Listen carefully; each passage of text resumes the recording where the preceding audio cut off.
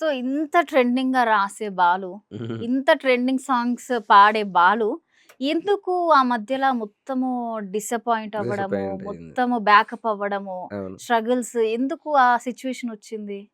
అంతే అండి. ఇక ప్రతి మనిషికి ఏముంటది డబ్బు, ఆర్థిక సమస్యలే కారణమవుతాయి. సో, హ్మ్. అది నాకు ఒక బలంగా ఎఫెక్ట్ జేసింది. అండ్ స్టూడియోలలో గూడా కొన్ని అంటే స్టూడియోలలో నుంచి ఇంకా నేను అంత సపోర్ట్ నాకు మోరల్ సపోర్ట్ దొరకలే. పెట్టిన ఇన్వెస్ట్‌మెంట్ రాకపోవడం.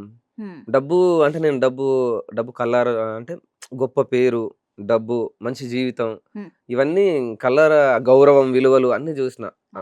అది చూసినంత సేపట్ల కల్లారా మాయమైపోయినాయి. హ్మ్. అండ్ మనం ఓన్‌గా ఇండివిడ్యుయల్‌గా సర్వే అవుదాం అనే వరకి ఎవరి సపోర్ట్ దొరకలే నాకు. సపోర్ట్ అవ్వలేదు. లిటరల్లీ నేను ఛానెల్ అమ్మేసిన తర్వాత గూడా మీకు తెలుసులే అసోం అవునవును. మ్యూజిక్ అవునవును. ఛానెల్ తీసేసిన తర్వాత గూడా చాలా బాధపడ్డా. అంటే ఎవరం గూడా ఒక ఛానెల్ తీసేయాలి అనంత డిసిషన్ తీసుకోరు. అదే గదా!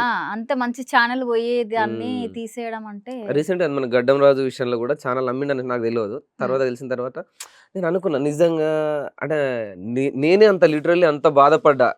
ఒక బిడ్డను అమ్ముకున్నట్టు ఒక ఛానెల్ అంతే. అమ్ముకుంటే. అవును. ఖచ్చితంగా. ఇంత కష్టపడి మనం స్టెప్ బై స్టెప్ ఎన్నో అవమానాలు, ఎన్నో కడుపు కట్టుకొని మనం ఇంత ఈ స్టేజ్‌కొచ్చి అవును. ఛానెల్ అమ్ముకుంటే పెయిన్ ఎట్లుంటదో తెలుసు. కానీ మన చుట్టూ ఉన్న వాళ్ళే కొన్ని కొన్ని సార్లు మనకు కష్టాల్లో ఉన్నామంటే రారు. చేయిచ్చేంత సిట్యుయేషన్ రారు. ఉండదు. అవును. చాలామంది నేను నా స్టేటస్‌లో అయితే కొంతమంది వేల మంది చూస్తారు నా అవును. స్టేటస్‌లు. హ్మ్. పొలిటికల్‌గా రిచ్ మంచి మంచోళ్ళు జూస్తారు. అన్న హ్మ్. కష్టం ఉందని ఒక రూ. 1000 కొట్టంటే కొట్టరు.